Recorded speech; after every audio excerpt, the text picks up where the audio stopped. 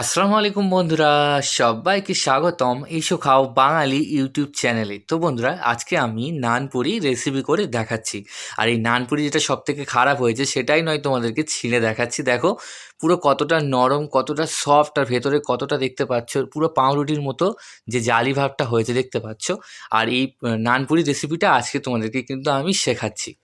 প্রথমে আমি 750 গ্রাম ময়দা নিয়েছি এবং ময়দাটাকে ভালো করে কিন্তু চেলে নিয়েছি, কারণ ময়লাও থেকে যেতে পারে। এবং একটা ডিম নিয়েছি, 1.5 চামচ আমি চিনি নিয়েছি এবং গরম জল করে নিয়েছি, আর ওপারে ইস্ট আছে আর সাদা তেল আছে। প্রথমে আমি কিন্তু হাফ চামচ কিন্তু লবণ দিয়ে দিচ্ছি, তারপরে কিন্তু 1.5 চামচ যে চিনিটা ছিল সেটা দিয়ে দিলাম।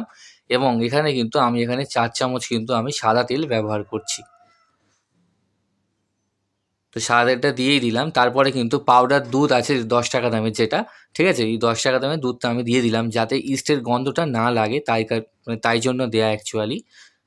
তারপরে ভালো করে এগুলোকে ময়াম দিতে হচ্ছে, কারণ এখানে ময়দা ছানার বেশ কৌশল থাকে সব ক্ষেত্রেই। তবে মোটামুটি ময়ামটা ভালো হলে সব কিছু ঠিক থাকে। এখানে আমি 1 চামচ কিন্তু ইস্ট ব্যবহার করছি।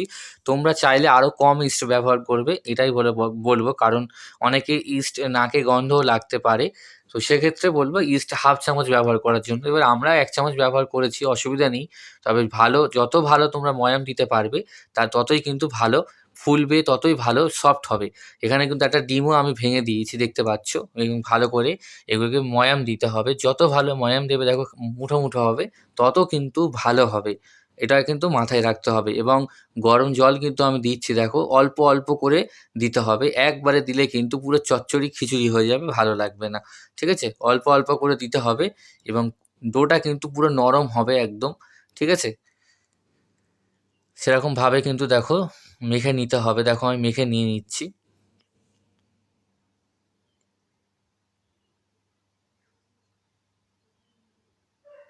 এবং এটাকে কিন্তু বন্ধুরা রেস্টে রাখতে হবে।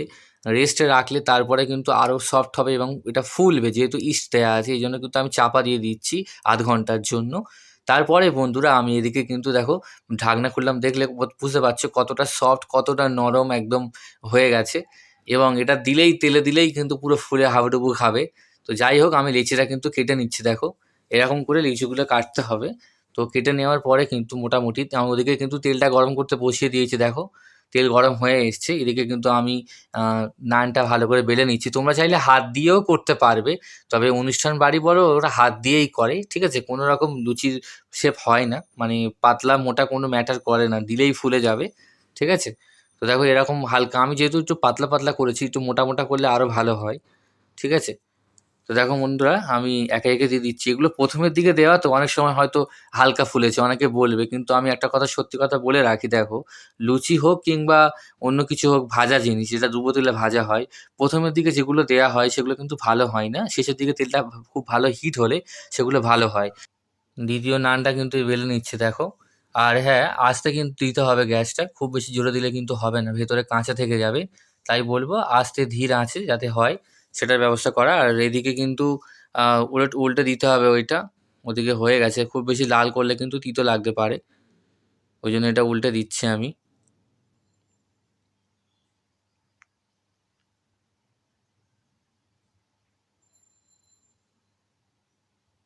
একটু ভালো করে ভাজতে হবে।